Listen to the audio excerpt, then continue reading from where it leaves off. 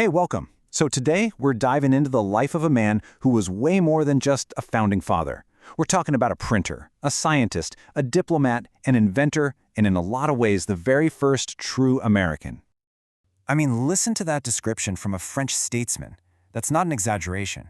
It just perfectly captures the two massive, revolutionary worlds that Benjamin Franklin conquered, the world of science and the world of politics. And that really is the central question, isn't it? How does the son of a candlemaker, a kid who literally ran away from home, become one of the most accomplished and influential people in all of history? Well, let's get into it. Okay, so to really understand the man Franklin became, we have to go right back to the beginning, back to the boy who was absolutely determined to write his own story, even if it meant becoming a fugitive. This timeline really tells you everything you need to know. Think about it. His formal schooling was done by age 10. But his real education, that came from devouring every book he could get his hands on. So much so that by 15, he's secretly writing newspaper columns as this witty widow, Silence Good, and totally fooling all of Boston's elite. Then at 17, he makes his biggest move. He runs away, breaking his apprenticeship, and starts over completely in Philadelphia. Now what's incredible about this quote is who said it. This wasn't Franklin, the wise old statesman. Nope, this was teenage Franklin, writing his Mrs. Dogood.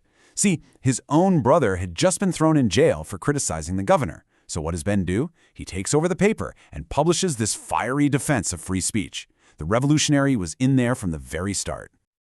You know, Franklin's success was anything but an accident.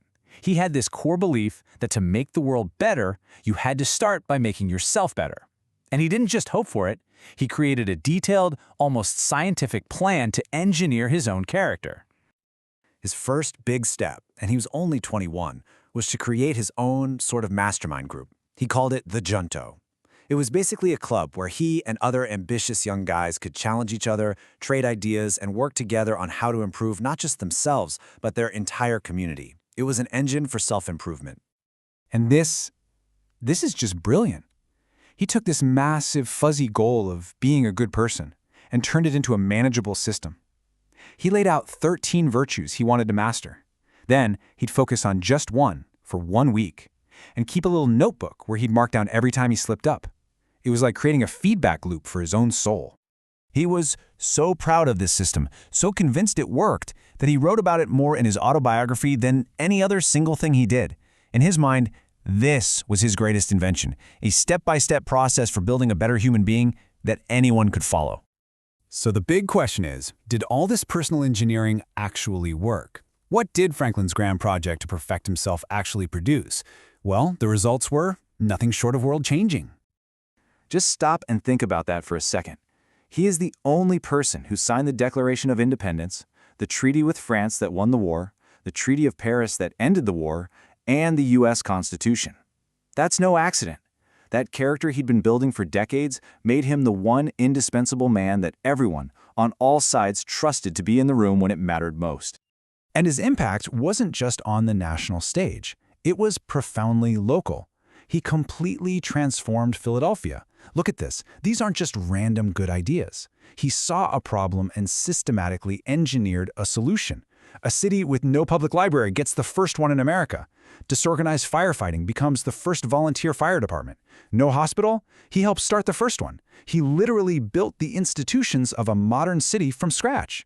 And of course, there are the inventions, each one a practical solution to an everyday problem. Bifocals, so you don't have to switch glasses. The Franklin stove to heat homes more efficiently. The lightning rod to save them from burning down. And you know what? He never patented a single one. He believed that since we all benefit from the inventions of others, we have a duty to share our own freely and generously. So let's just clear up a popular myth right now. Benjamin Franklin did not get struck by lightning. Come on, he was way too clever for that.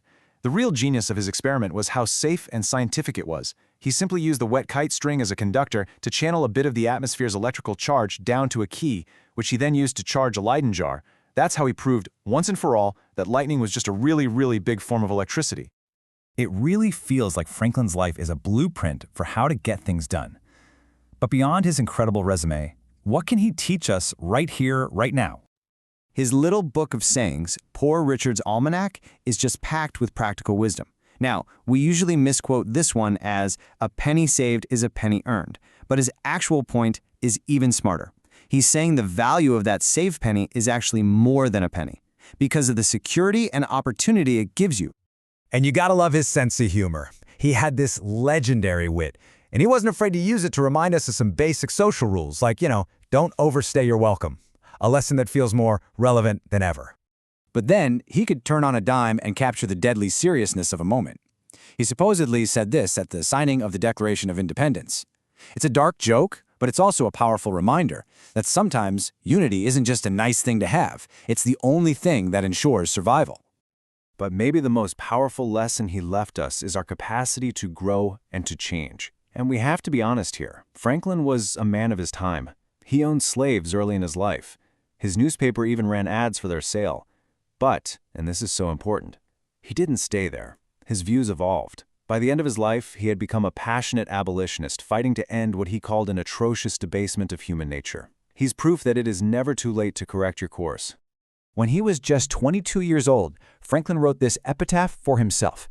Think about that. He saw his own life as a first draft, a book that could always be revised and improved by its author. It's the perfect summary of his entire philosophy. And that really just leaves us with one final thought. If a genius like Benjamin Franklin saw his own incredible life as just a work in progress, always ready for a new, more perfect edition, well, it kind of makes you wonder, doesn't it?